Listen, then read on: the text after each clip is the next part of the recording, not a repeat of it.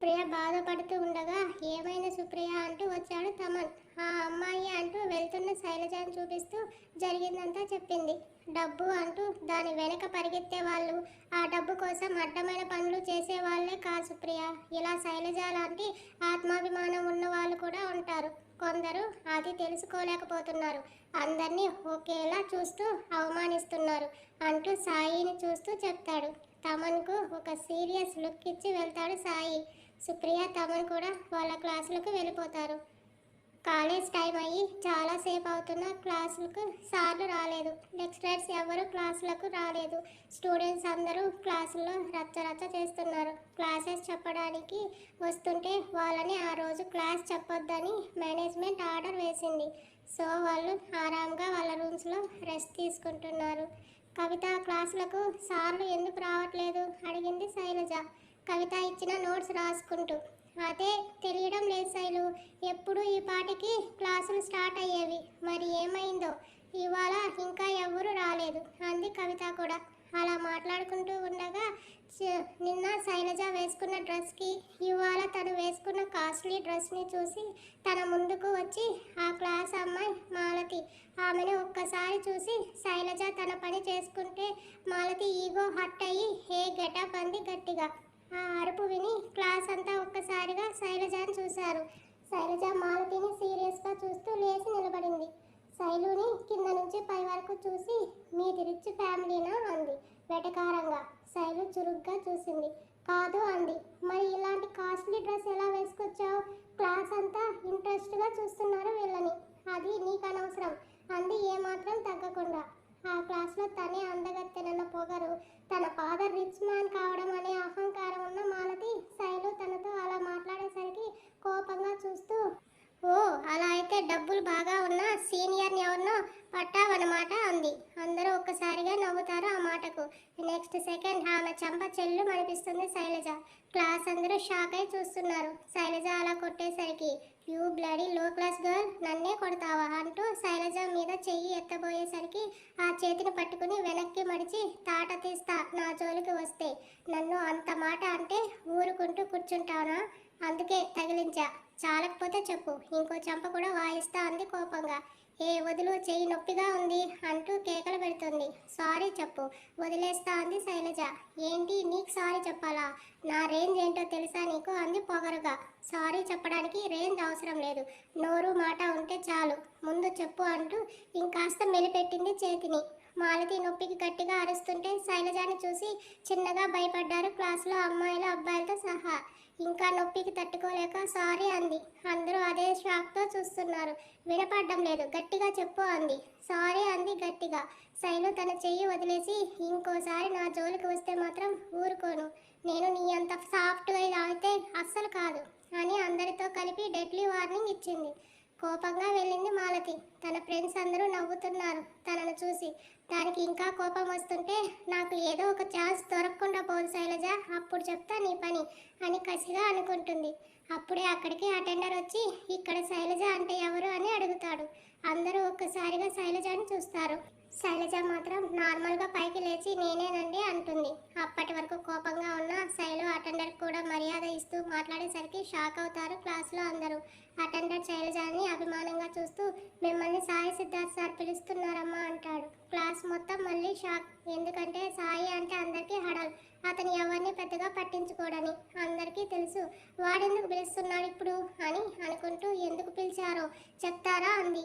తెలియదు కానీ రమ్మని చెప్పారా అని వెళ్ళిపోయాడు అటెండర్. ఇక తప్పదు అన్నట్టు వెళ్ళింది. శైలజ వెళ్ళడం ఆలస్యం. అన్నట్టుగా ఇందాక చెంపదెబ్బ తిన్న మాలతి పైకి లేచి, చూసారా నేను చెప్తే నన్ను కొట్టింది ఆ శైలజ.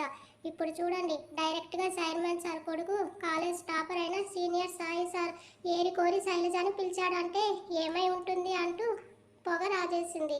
అప్పుడే ఇంకో అమ్మాయి లేచి అంటే ఏంటి నువ్వు అనేది అంది ఆశ్చర్యంగా ఆత్రంగా. అనేదేముంది, వాళ్ళిద్దరి మధ్య ఏముందో నేను చెప్పాల్సిన అవసరం లేదనుకుంటా అంది. అందరూ గుసగుసలు మొదలెట్టేశారు ఒక్కసారిగా. కవిత అసహనంగా చూస్తుంది అందరినీ. తను కూడా శైలజకి సాయికి మధ్య ఏమన్నా ఉందా అని అనుకుంది. సార్ పిలిచారంట అంది శైలజ డోర్ దగ్గర నిలబడి.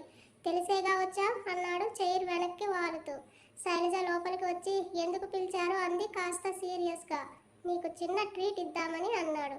శైలజ చురుగ్గా చూస్తుంటే, ఇవాళ కాలేజ్ క్యాంటీన్లో నువ్వు ఫుల్ డే సర్వర్గా పని చేయాలి అన్నాడు. షాక్ అయింది శైలజ. ఏంటి ఓకేనా అన్నాడు కళ్ళెగరేస్తూ. నేనెందుకు చేయాలి? నేను చెయ్యను అంది గట్టిగా. నువ్వు చేస్తేనే కాలేజీలో క్లాసులకు లెక్చరర్స్ వస్తారు, స్టూడెంట్స్కి పాఠాలు చెప్తారు అన్నాడు. చెప్పకపోతే నాకు వచ్చే నష్టమేం లేదు అంది బింకంగా ధైర్యంగా.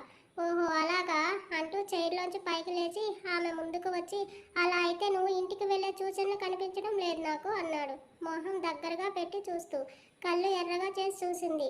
నువ్వు ఓకే అంటేనే ఈవినింగ్ ఇంటికి వెళ్తావు, లేదంటే ఇక్కడే ఇలాగే ఉంటావు అన్నాడు ఒత్తి పలుకుతూ. ఏంటి బెదిరిస్తున్నావా అంది. నో రియాలిటీ చెప్తున్నాను. నువ్వు వెళ్ళి హాయిగా అక్కడ సర్వింగ్ పని చేస్తేనే క్లాసులు జరుగుతాయి. నువ్వు ఇంటికి వెళ్తావు, లేదంటే అన్నీ ఆగిపోతాయి అన్నాడు. శైలజకి అసహనంతో కోపం వస్తున్నా దాన్ని అణుచుకుంటూ చేస్తాను అంది. గుడ్, ఇక లేట్ ఎందుకు, ఇదిగో ఇది వేసుకో అంటూ క్యాంటీన్లో వర్కర్స్ వేసుకుని యూనిఫామ్ ఆమె మీదకి విసిరేస్తూ, వెళ్ళు క్యాంటీన్ అటువైపు అంటూ చూపించాడు సైడ్ స్మైల్ ఇస్తూ. వీడిని తిట్టి కూడా వేస్ట్ అనుకుంటూ షర్ట్ తీసుకొని వెళ్తుంటే చిటికేశాడు. ఆగి వెనక్కి తిరిగి చూసింది. ఈ డ్రెస్లో చాలా హాట్గా ఉన్నావు అన్నాడు ఈవిల్ స్మైల్తో. నీ డ్రెస్ మాత్రం చాలా చండాలంగా ఉంది అంది వెంటనే. సాయి కోపంగా పైకి లేచేలోపే పరిగెత్తింది బయటకు వచ్చి చూశాడు. ఎక్కడికి వెళ్తుంది ఇది? క్యాంటీన్ వైపు కాకుండా క్లాస్ రూమ్ సైడ్ వెళ్తున్న ఆమెను చూస్తూ కనుబొమ్మలు ముడేశాడు. క్లాస్కి వచ్చిన శైలజాని చూసి కొందరు భయపడితే కొందరు వింతగా చూస్తున్నారు. సర్వర్ డ్రెస్ చేతిలో ఉండటంతో ఎవరితోనూ మాట్లాడే నీట్ లేదు కనుక కవితతో క్యాంటీన్లో మీట్ అవుదాం బ్రేక్లో అని బ్యాగ్ తీసుకొని చెప్పి వచ్చేసింది బయటకు. బ్యాగ్తో వస్తున్న శైలజాని తనకు ఎదురుగా సీరియస్ లుక్స్తో ఉన్న సాయి దగ్గరకు వెళ్ళి, క్యాంటీన్కి వెళ్తున్నా కదా, క్లాసులు జరగనివ్వండి. నా వల్ల మిగతా వారి చదువులు ఆగడం నాకు ఇష్టం లేదు. మీకు దాని విలువ తెలియక ఇలాంటి చిల్లీ రీజన్స్కి స్టూడెంట్స్ లైఫ్ స్పాయిల్ చేస్తారేమో. నాలాంటి లో క్లాస్ పీపుల్కి చదువు మాత్రమే జీవితం. షార్ప్గా చూస్తున్న సాయిని చూస్తూ చిన్నగా చెప్పేసి వెళ్ళింది క్యాంటీన్కి. వెళ్తున్న ఆమెనే సీరియస్గా చూస్తూ ప్రిన్సిపల్ సార్కి కాల్ చేశాడు. 5 మినిట్స్లో లెక్చరర్స్ అంతా ఎవరి క్లాసుల్లో వాళ్ళు ఉండాలి కమాండింగ్ వాయిస్తో చెప్పి కాల్ కట్ చేసి ఫోన్ పాకెట్లో పెట్టుకుంటూ వెళ్ళాడు. క్యాంటీన్కి వచ్చిన శైలజాని విచిత్రంగా చూస్తూ ఉన్న క్యాంటీన్ సిబ్బందితో, నాకు ఇక్కడ వర్క్ చేయమని మీ ఓనర్ సార్ ఆర్డర్ వేశారు అంది నవ్వుతూ. అక్కడే ఉన్న మిడిల్ ఏజ్ పీపుల్స్తో. వాళ్ళకి అలాంటివన్నీ మామూలే కనుక ఎవరి పనుల్లో వాళ్ళు బిజీ అయ్యారు. బ్రేక్ టైం వరకు ఖాళీ కనుక బుక్స్ తీసుకొని నోట్స్ రాసుకుంటుంది శైలు. తలంతా భారంగా ఉంది. వెట్గా ఉన్న హెయిర్ వల్ల సరిగా తినక నీరసం ఆవహిస్తుంటే వెళ్ళి ఫేస్ వాష్ చేసుకుని 1 అవర్గా నోట్స్ రాసుకుంటూ నీరసానికి కళ్ళు కొంచెంగా మూతలు పడుతుంటే వర్షానికి తడవడంతో చిన్నగా షివరింగ్ స్టార్ట్ అయింది తనకు. వర్షం పడి చలిగా ఉండటం వల్ల వచ్చిన వణుకు అనుకుందే కానీ ఫీవర్ అటాక్ అవ్వడానికి ముందు అది సంకేతమని అనుకోలేదు. శైలుని గమనించిన క్యాంటీన్ హెల్పర్ అయిన ఒక పెద్దాయన కాఫీ తీసుకువచ్చి శైలుని పిలిచాడు. నోట్స్ రాస్తున్న తను తల తిప్పి చూసింది. కాఫీ తాగుతల్లి, నిద్ర తగ్గిపోతుంది, బాగా రాసుకోవచ్చు అని అన్నాడు అభిమానంగా శైలజ వైపు చూసి. అతని మాటలకు చెమ్మచేరని కళ్ళతో చూస్తూ కాదనలేకపోయింది. కాఫీ తీసుకుని ఒక షిఫ్ట్ చేసేసరికి ప్రాణం తిరిగి వచ్చినట్టు అయింది. వెంటనే తన అమ్మ గుర్తొచ్చింది శైలుకి. పచ్చడి అన్నంతో అయినా ఒక పూట ఆకలి తీర్చేది. నిన్న ఎప్పుడో ఉదయం తిన్నది, మధ్యాహ్నం రాత్రి ఇప్పుడు తినలేదని అప్పుడే గుర్తొచ్చింది తనకి. ఇక్కడికి వచ్చాక కడుపు నిండా కాదు, కనీసం మంచినీళ్ళు కూడా తాగే వీలు లేకుండా పోయింది తనకు. కన్నీళ్ళు వస్తుంటే కనురెప్పల మాటను బంధించింది, వాటిని గట్టిగా మూసేసి. బ్రేక్ టైం అయ్యింది. డైలీ అలవాటుగా వస్తున్నారు అందరూ. ఎక్కువగా సీనియర్స్ని వస్తున్నారు. అందరూ ఆశ్చర్యంగా, కొందరు అద్భుతంగా చూస్తున్నారు. రోజు జిడ్డు మొహాలతో క్యాంటీన్ వర్కర్స్ని చూసిన వాళ్ళ కళ్ళు ఈరోజు అందమైన అమ్మాయిని సర్వర్గా చూసేసరికి విప్పారాయి కళ్ళు. లేచి బ్యాగ్ పక్కన పెట్టి ఆర్డర్ తీసుకోవడానికి వెళ్ళింది శైలజ. నోట్లోకి పోతున్న మస్కిటోస్ని కూడా మర్చిపోయి మరీ చూస్తున్న వాళ్ళని కదిలిస్తూ ఆర్డర్ సార్ అంటూ అందరి దగ్గర ఆర్డర్ తీసుకుని వాళ్ళకి సర్వ్ చేస్తుంది. డైలీ 100కి తినే వాళ్ళు కూడా ఇంకాసేపు అక్కడే ఉండి శైలజను చూడొచ్చని ఎక్స్ట్రా ఆర్డర్స్ ఇస్తున్నారు కావాలని. అప్పుడే అక్కడికి వచ్చారు రేష్మ, కవిత, వెనకే తమన్, సుప్రియ. షాక్ అయ్యారు శైలుని చూసి. శైలు నువ్వేంటి ఇక్కడ? ఇలా సర్వర్గా అంది సుప్రియ కల్పించుకుంటూ, పక్కనే ఉన్న ఫ్రెండ్స్తో సహా.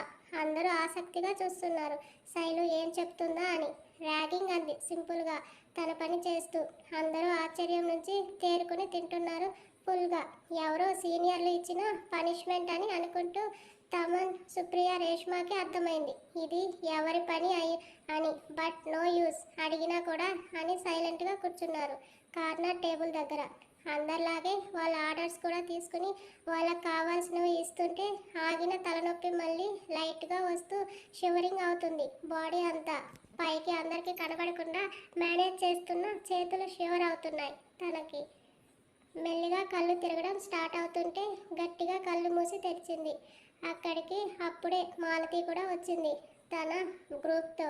శైలజాని చూసి నవ్వుతుంది గట్టిగా. అది ఏమాత్రం పట్టించుకోలేదు శైలు. అహం దెబ్బ తినడం, అంతకంటే ఎక్కువ చంప దెబ్బ తగలడం గుర్తొచ్చిన మాలతి తన ఫ్రెండ్స్తో కలిసి చూడండి ఇప్పుడు ఆ శైలుని ఎలా కింద పడేస్తాను, దాంతో తన పరువు పోతుంది అందరి ముందు అంది కసిగా నవ్వుతూ. ఓకే డన్ అన్నారు ఇంకో ఇద్దరు. ఇచ్చిన ఆర్డర్ తీసుకొస్తున్న శైలజ మాలతి ఉన్న టేబుల్ దాటుకుని వెళ్ళాలి కనుక నడుస్తూ వస్తున్న లైట్గా హ్యాండ్ వణుకుతుంది. అయినా తమాయించుకుంటూ చిన్నగా నడుస్తున్న తన కాళ్ళకి సడన్గా తన కాలిని అడ్డం పెట్టింది మాలతి. అంతే, చేతిలో ఉన్న ట్రే ఎగిరి ఎదురుగా వస్తున్న సాయి మీద పడిపోయి కోకంతా తన షర్ట్తో తడిసిపోయింది. కింద పడిపోతున్న పక్కనే ఉన్న టేబుల్ని పట్టుకొని పడకుండా ఆపుకుంది. షాక్లో మునిగిపోయారు ఆ దృశ్యాన్ని చూస్తున్న స్టూడెంట్స్ అంతా. అలా చూస్తుండగానే పట్ మన సౌండ్ రావడం, శైలజ చెంప పగిలి ఆ ఫోర్స్కి ఇందాక పడకుండా ఉంది కాస్త వేగంగా కింద పడడం, టేబుల్ తన ఫోర్ హెడ్కి తగలడం అంతే వేగంగా జరిగిపోయాయి. అందరూ ఆశ్చర్యంగా చూస్తుంటే ఫోర్స్గా సీరియస్ లుక్ ఇచ్చాడు సాయి. నెక్స్ట్ మినిట్ క్యాంటీన్ అంతా ఖాళీ. షాక్లో ఉన్న సుప్రియ తమన్ వచ్చారు పరిగెడుతూ. రేష్మ, కవిత సాయికి భయపడి వెళ్ళిపోయారు అందరితో పాటే. వస్తున్న వారిని చేత్తో ఆగమన్నట్టు చూసి కింద పడిన శైలజ రెక్క పట్టుకొని విసురుగా పైకి లేపుతాడు. నా మీద కోపంతో అందరి ముందు నా షర్ట్ని ఇలా పాడు చేసి పగ తీర్చుకోవాలని అనుకున్నావు కదా, తల ఎత్తలేకపోతున్నా ఆమెను చూసి కోపంతో అన్నాడు. కనీసం కళ్ళు కూడా తెరవలేకపోతుంది. తలంతా దిమ్మెత్తిపోతుంటే ఇంకా అతని మాటలకు సమాధానం చెప్పలేకపోయింది. ఏయ్, అడిగేది నిన్నే అంటూ పక్కన పట్టుకున్న చేతిని కోపంతో కొంచెం గట్టిగా ప్రెస్ చేశాడు. కన్నీళ్లు నేలను చేరాయే తప్ప నోరు విప్పి ఇది అని చెప్పలేని స్థితిలో ఉంది తన శరీరం. మెల్లిగా చీకట్లు ముసురుకున్నాయి కళ్ళ చుట్టూ. ఒళ్ళంతా తేలికగా అయిపోతుంటే స్పృహ తప్పి పడిపోతున్న శైలజాని పడకుండా పట్టుకున్నాడు. సుప్రియ కంగారుగా వచ్చి పట్టుకుని చేతికి తగిలిన తడిని చూసి అన్నయ్య బ్లడ్ అంది ఎర్రగా మారిన అరచేతిని చూసి టెన్షన్తో. అప్పుడు చూశాడు ఆమె ఫేస్ని. ఫోర్ హెడ్ కార్నర్లో స్కిన్ చిట్లిపోయి వస్తుంది.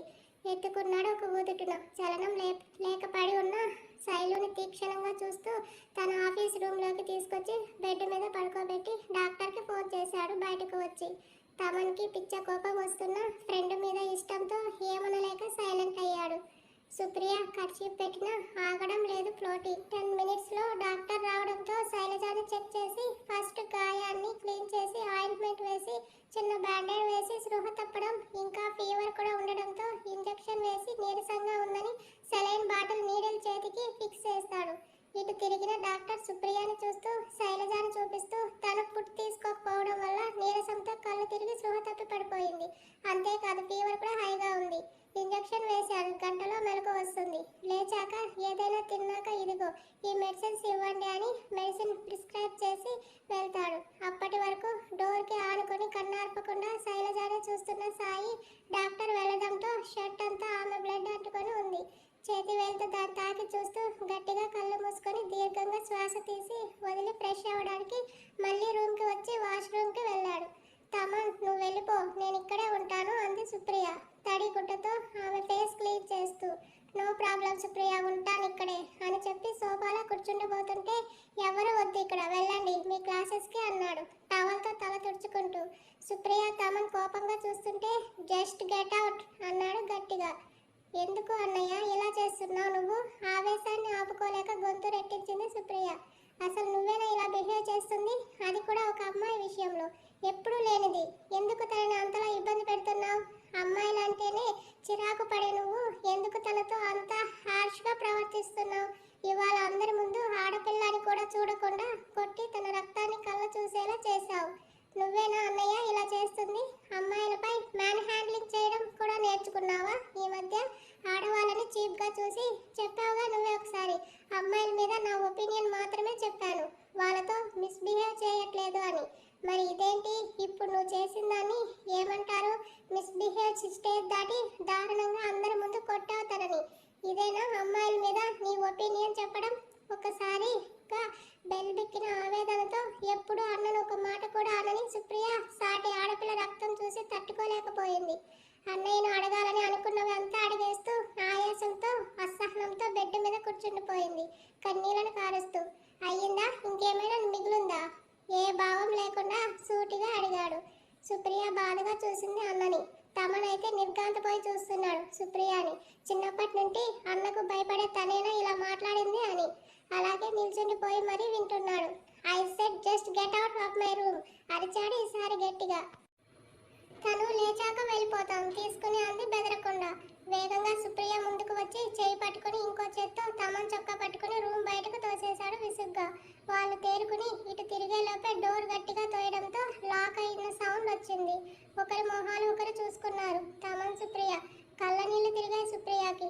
ఓదార్పుగా భుజం చుట్టూ చేయి వేసి పక్కనే ఉన్న బాల్కనీలోకి తీసుకెళ్లాడు తమన్ సుప్రియని. కరెక్ట్గా గంట తర్వాత కళ్ళు తెరిచింది శైలజ. తన ఎదురుగా సోఫాలో కాలు మీద కాలు వేసుకుని స్టైల్గా కూర్చుని చేతిలో ఉన్న యాపిల్ని ఆమెని చూస్తూ కొరుకుతూ తింటున్నాడు. తలంతా గాయం కారణంగా విపరీతమైన పోటు వస్తుంటే కళ్ళు మసగగా కనబడుతున్నాయి. చేత్తో కళ్ళు తుడుచుకోవాలనుకుని జరిపేసరికి చేతికి ఉన్న డ్రిప్స్ కారణంగా నొప్పికి చిన్నగా అమ్మ అంది. చిన్నగా చేతికి డ్రిప్ ఉంది అంటూ తన దగ్గరకు వస్తున్న సాయిని చూసి తనని కొట్టడం గుర్తొచ్చి కోపంతో డ్రిప్ని పీకేస్తుంది. అలా చేసేసరికి ఇంకా నొప్పి ఎక్కువై అమ్మ అంది మళ్ళీ. పిచ్చా నీకు? ఎందుకలా లాగేశావు కోపంగా అంటూ చేతికి బ్లడ్ రావడం చూసి కాటన్ పెట్టాలని సాయి చూస్తుంటే ఆనో అవసరం లేదు, నా నీడ్స్ నేను చూసుకోగలను అంటూ పైకి లేచి మళ్ళీ కళ్ళు తిరిగినట్టు అయ్యి బెడ్ మీద కూర్చుండిపోయింది. శైలు చేతిని పట్టుకొని వస్తున్న బ్లడ్ దగ్గర కాటన్ పెట్టి బ్యాండేజ్ వేస్తుంటే విసురుగా తన చెయ్యి వెనక్కి లాగేసుకుంది. ఇంకోసారి కొట్టానంటే డైరెక్ట్గా కోమాలేకపోతావు, ఓవర్ చేయకుండా నోరు మూసుకొని కూర్చో సీరియస్గా చెప్పి నీట్గా బ్యాండేజ్ వేసి అప్పటికే తన కోసం తెప్పించిన ఫుడ్ ప్లేట్ విత్ స్పూన్ ఆమె చేతిలో పెడతాడు తినమని. చేతిలో ఉన్న ప్లేట్ పక్కన పెట్టేసి వెళ్ళిపోవడానికి పైకి లేస్తుంది. శైలు చేసే పనులకు తిక్కరేగుతుంటే తినకుండా ఎక్కడికి వెళ్తున్నావు అంటూ అరుస్తాడు. ఆకలి లేదు, నా పని చేసుకోవడానికి వెళ్తున్నా అంటూ నెమ్మదిగా నడుస్తూ ముందుకు వెళ్తుంది. కోపంగానే చూస్తూ డోర్ దగ్గరకు వెళ్ళిన ఆమెని ఎత్తుకొని బెడ్ దగ్గరకు తెస్తుంటే వదులు అంటూ అరుస్తుంది చేత్తో కొడుతూ. ఆమె మాటలు పట్టించుకోకుండా తీసుకొచ్చి బెడ్ మీద విసిరినట్టే దించుతాడు. ఎందుకు ఇలా చేస్తున్నావు? వెళ్ళాలని చెప్పాను కదా, వెళ్ళని నన్ను తినేసిపో, ఎవడు నిన్ను ఆపడు అంటూ ప్లేట్ చేతిలో పెట్టి స్టూల్ లాగి అక్కడే ఆమె ముందు కూర్చుంటాడు. ఆమె మొహం పక్కకు తిప్పేసి అసహనంగా చూస్తుంటే తింటావా లేక తినిపించనా అంటాడు హస్కీ వాయిస్లోకి మారుతూ. ఉరిమి చూస్తుంది సాయిని. చెప్తే వినేలా లేవు కానీ పెడతా ఉండు అంటూ చేతిలో ప్లేట్ తీసుకోబోతుంటే నేను తింటాను అంటూ అక్కడ ఉన్న స్పూన్ తీసేసి చేత్తో కలపబోతుంటే వెయిట్ అంటూ అరుస్తాడు గట్టిగా. అబ్బా ఏంటి మళ్ళీ అంది విసుగ్గా. హ్యాండ్ వాష్ చేసుకోకుండా ఎలా తింటావు అన్నాడు. ఇప్పుడు నేనేం పని చేశానని కడుక్కొని తినడానికి అంది చిరాకుగా. అంతే మీ మిడిల్ క్లాస్ వాళ్ళకి తెలిసేది, అస్సలు నీట్నెస్ అనేది ఉండదు మీకు, థర్టీ పీపుల్ చిరాకుగా అంటూ తనే ఆమెను పైకి లేపి వాష్ బేసిన్ దగ్గరకు తీసుకెళ్తాడు. హ్యాండ్ వాష్ చేసుకో అన్నాడు విసుగ్గా మొహం పెట్టి. చేతులు కడుక్కొని ఫేస్ కూడా కడుక్కోపోతుంటే ఆగు అంటూ అరుస్తాడు మళ్ళీ. దడుచుకున్న ఆమె మళ్ళీ ఏమైందంటూ అరిచింది గట్టిగా.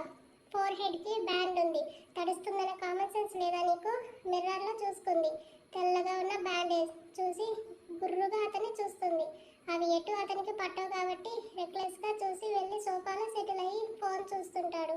గాయం తడవకుండా ఫేస్ వాష్ చేసుకుని చున్నీతో తుడుచుకుంటూ వస్తున్న శైలుని కార్నర్ లుక్తో చూసి ఫోన్ చూస్తాడు. తినడానికి మొహమాట పడుతుంటే దానిలో డ్రగ్స్ కలిపాను జాగ్రత్త అన్నాడు. తినకుండా చూస్తున్న శైలుని చూసి విచిత్రంగా చూస్తున్న ఆమెను చూసి సీరియస్ లుక్ ఒకటి ఇచ్చి తింటే నీరసం తగ్గుతుంది, చూస్తే కాదు, 10 minutesలో ప్లేట్ ఖాళీ చేయకపోతే హాస్పిటల్లో అడ్మిట్ అవుతావు అన్నాడు జెంటిల్ వాయిస్తో. వీడితో ఎందుకు వచ్చిన తంట అన్నట్టుగా తిన్నది ఇంకా తప్పక. ఏంటివి విసుగ్గా చూస్తూ అంది. మైండ్ దుబ్బి కళ్ళు సరిగా కనబడట్లేదా అన్నాడు చేతిలో మెడిసిన్ పెడుతూ. అవి సరిగా ఉండుంటే ఇక్కడికి ఎందుకు వస్తాను, హాయిగా మా ఊర్లో ఉండేదాన్ని, ఇలా ఇక్కడికి వచ్చి పాటలు పడేదాన్ని కాదుగా అంది ఉక్రోషంగా. కళ్ళెర చేసి చూశాడు. చప్పున మందులు తీసుకుని వేసుకుంది. వాటర్ కూడా లేకుండా. స్టూపిడ్, వాటర్ తాగకుండా అలా ఎలా మింగా? కసురుతూ గ్లాస్ చేతికి ఇచ్చాడు. వాటర్ తాగి వెళ్ళిపోతుంటే రెస్ట్ తీసుకో అన్నాడు. వెళ్తుంది కాస్త వెనక్కి తిరిగి చూసి, రెస్ట్ తీసుకొని నిద్రపోవడానికి రాలేదు నేను అంది. అయినో నా పనిష్మెంట్ని ఫేస్ చేయడానికి వచ్చావు అంటూ దగ్గరకు వచ్చి, ఏంటి ర్యాగింగ్ చేశానా నిన్ను? తను పోకుండా వాల్కి చేతులు అడ్డం పెడుతూ అడిగాడు. ర్యాగింగ్ చిన్న వర్డ్ అది. టార్చర్ అంది ఫేస్ పక్కకు పెట్టి కోపంగా. నా షర్ట్ నచ్చకపోతే నువ్వే దగ్గరుండి మార్చి నీకు నచ్చింది వేయొచ్చుగా బేబీ. అందరి ముందు కోప్ పైన పోసి మరీ చెప్పాలా? తలకు ఉన్న బ్యాండేజ్ చూస్తూ అంటాడు. అంత దగ్గరగా అతను ఉండేసరికి అన్కంఫర్ట్గా ఫీల్ అవుతుంటే, లీవ్ వెళ్ళాలి నేను అంది అసహనంగా ఇబ్బందిగా. నేనేం పట్టుకోలేదుగా నిన్ను అని. ఓహో, ఇప్పుడు పట్టుకోమని సైన్ ఇస్తున్నావా అన్నాడు కొంటెగా. కిల్లింగ్ లుక్ ఇచ్చింది. ఆ కళ్ళనే చూస్తూ, క్లాసెస్ జరగడం లేదు, కాలేజ్కి హాలిడే ఇచ్చా, సో నువ్వు వెళ్ళి చేసే పని ఏం లేదు అన్నాడు క్యాజువల్గా. వాట్, హాలిడేనా? కానీ ఎందుకు అంది షాక్ అయ్యి. రైన్ పడుతుంది కదా, తుఫాన్ సునామీ వస్తాయని మళ్ళీ ఇంటికి వెళ్ళాలంటే స్టూడెంట్స్కి ఇబ్బంది కదా ట్రాఫిక్లో, అందుకే అన్నాడు విండో దగ్గరకు వచ్చి బయటకు చూస్తూ. సర్రున పడుతున్న ఎండను చూస్తూ, తుఫాన్ అని చెప్పిన పనికి మాలిన సన్నాసి ఎవరో అంది. సర్రున చూశాడు. అది నువ్వే రా అని మనసులో అనుకుని, అయితే నేను కూడా వెళ్ళాలి కదా, రైన్ ఎక్కువైతే కష్టం అంది కావాలని ఉక్రోషం పట్టలేక. ఇక్కడే ఉండు, నిన్నెవరు వెళ్ళమన్నారు అంటూ దగ్గరకు వస్తుంటే గొంతులో వెలక్కాయ పడింది ఆమెకి. దగ్గరగా వస్తున్న అతన్ని చూస్తూ, ఇవేమీ మా ఇల్లు, ఇదే మా ఇల్లు కాదు, హాస్టల్ అంతకన్నా కాదు, ఉండటానికి అంది. కాలేజ్ కదా, నో ప్రాబ్లం, ఉండొచ్చు అంటుంటే కోపంగా చూసింది. ఇక మాట్లాడిన వేస్ట్ అనుకుంటూ డోర్ దగ్గరికి వెళ్తున్న ఆమెను చూసి 1 సెకండ్ అన్నాడు. ఆగిన శైలు చేతిలో బిల్ పెట్టాడు. చూస్తున్న శైలు కంగుతింది. ఏంటిది అంది కోపంగా. నువ్వు కట్టాల్సిన బిల్ అన్నాడు. వాట్, నేనెందుకు కట్టాలి? నీకు సెల్ఫ్ రెస్పెక్ట్ ఎక్కువ కదా, హెల్పింగ్కి కూడా మనీ పే చేసేంత. సుప్రియ తెచ్చిచ్చిన డ్రెస్కి డబ్బులు ఇవ్వడం గుర్తొచ్చింది ఆమెకి. అది నాకు ఒకరు ఊరికే ఇస్తే తీసుకునే అలవాటు లేదు, అందుకే ఇచ్చాను. అదే నేను చెప్పేది. నా షర్ట్ పాడు చేసావు, దాని కాస్ట్ 10,000, మరి నా మనీ నాకు ఇవ్వు అన్నాడు హ్యాండ్ ఫోల్డ్ చేసి కన్నింగా నవ్వుతూ. సచ్చినోడా, నేను తిట్టడానికి బూతులు కూడా రావట్లేదురా సమయానికి అని తిట్టుకుంటూ గుర్రుగా చూసింది. తిట్టుకుంటున్నావా లోపల అంటూ వస్తుంటే లేదు అంది. పొగుడుతున్నా, మీ మంచి మనసుని తెలుసుకుంటూ అంది. అదేదో బయటకు పొగిడితే విని సంతోషిస్తా గానీ చెప్పు, ఎప్పుడు ఇస్తావు నా డబ్బులు అన్నాడు. ఇంత మనీ నా దగ్గర లేవు, అయినా మీరు చూసుకోకుండా వచ్చి నన్ను అంటారెందుకు అంది. చూసుకోకుండా వచ్చి పైన పడింది నువ్వు, నేనేం కావాలని పడలేదు అంది. ఆ దొంగ మొహంది నేను వస్తుంటే నా కాళ్ళకి తన కాళ్ళు అడ్డం పెట్టింది, అందుకే పడిపోయాను అంది. ఎవరు అన్నాడు సీరియస్గా. ఇప్పుడు ఇంత సీరియస్ ఎందుకు అనుకుంటూ, ఎవరో ఒకరు, ఎవరైతే ఏంటి, డబ్బు ఉందని అహంకారం, బలుపు, పొగరు అనేసి నాలుగు ఖర్చుకుంది భయంతో. అప్పటికే రెడ్గా మారిన అతడి ఫేస్ చూసి గుటకలు మింగింది. బాబోయ్, పోయి వీడి దగ్గర వీళ్ళ రిచ్ పీపుల్ తిట్టినా కూడా సీరియస్ అవుతాడా అని భయంగా ఉన్న బింకంగా ఉంది. నిజమే, ఏమీ లేని నీలాంటి వాళ్ళకే పొగరుంటే అన్నీ ఉన్న మాకు బలుపు ఉండడంలో తప్పేముంది? ఈసారి ఆమె ఫేస్ రెడ్ పెయింట్ వేసుకుంది.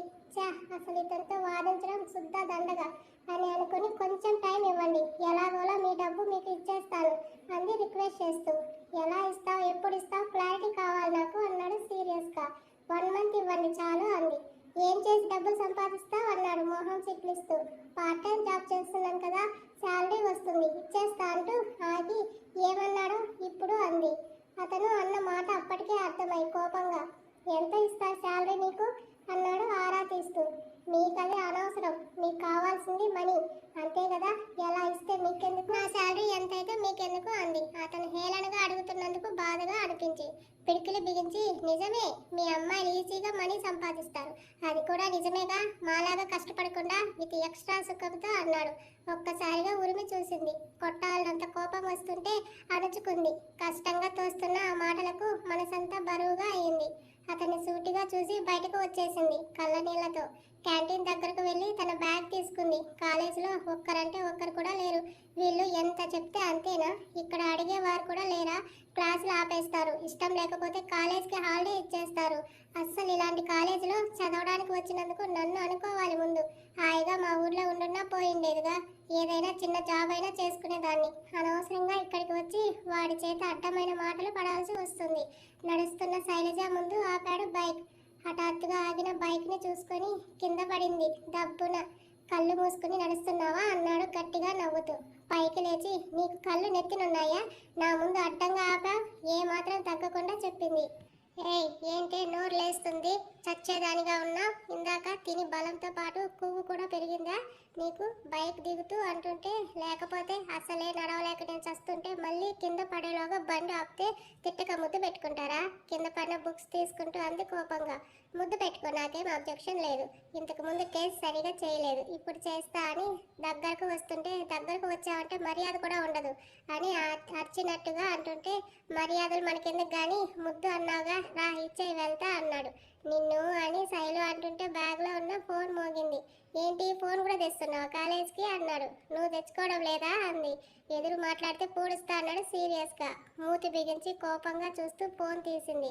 చూస్తే హాస్టల్ వార్డెన్ నెంబర్ ఉంది. హలో అక్క నేను అంది అవతల పల్లవి. పల్లవి ఎలా ఉన్నావురా అంది ఆనందంగా. బాగున్నా అక్క, నువ్వెలా ఉన్నావు అంది. బాగున్నారా అంటూ మాట్లాడుతూ ఉన్న శైలు పెదవులపై నవ్వుని ఫస్ట్ టైం చూస్తున్న సాయి అలా చూస్తూనే ఉండిపోయాడు. ఏంటి పల్లవి, ఏమైనా ఇంపార్టెంట్నా ఈ టైంలో చేసావు అంది కాలేజ్ టైంలో ఫోన్ చేస్తున్న పల్లవిని. అక్క అది మరి అంటూ నసుగుతుంటే, ఏమైంది పల్లవి అంది లాలనగా. అక్క, కాలేజీలో మాకు ఏదో ప్రెసెస్ పార్టీ అంట, అందరి దగ్గర మనీ కలెక్ట్ చేసి సెలబ్రేట్ చేస్తున్నారు, అందుకు అంటూ ఆగింది. డబ్బులు కావాలా అంది దిగులుగా. హా అక్క అంది ఉత్సాహంగా. అక్క గురించి తెలిసిన పల్లవి. ఎంత అంది. 2000 అక్క అంది సింపుల్గా.